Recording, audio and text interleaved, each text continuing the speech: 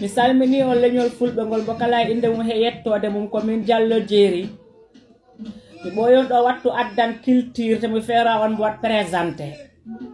min debbo pullo mboɗani o complexe min debbo pullo mo dogani responsabilité ji mum he pulagu ɓe mbi noon sa salima ko gonɗa tata ɓuur hen bon o culture mbo ɓornimi noon o woni culture jombajjo fulɓe haaɓoɓe ni ɓe ñarorta ɗum ko ɗum mamam ɓornino ɓorto tottida am dam ɓorti totti kam ko ɗum ɓe mbiyata murfol ɗum ɓe mbiyata titonde ɗum ɓe mbiyata potol suudu yumma nanañi potol suudu babane kam ngol ɓurata juut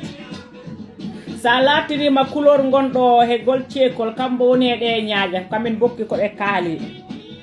ngol ceekol boɗeyol he ɗe ñaaƴe boɗeje ɗe mbi he o galle mi rufanatma mbo ƴiƴam mi rufanatma ɗo ƴiƴam an jombajjo gorko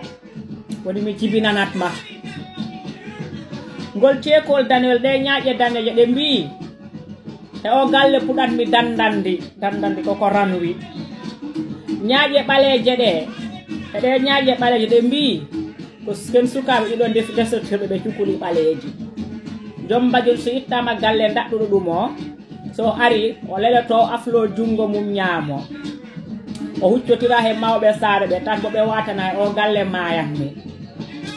enen noon jombaj men ngola ko mbatatnoɓe taki dewgal pullo ngola welani firtu sabo a waati kono joni dewgal fulɓe koye ndino culture tubakoɓe ken gaccuɓe ko jiiɗen ke en fulɓe gona tubakoɓe te ɓiɓɓe fulɓe gona ɓiɓɓe tubakoɓe koten he culture men ƴetten ko jiiɗen wata kersen sabo ko gonɗen ko hersinaki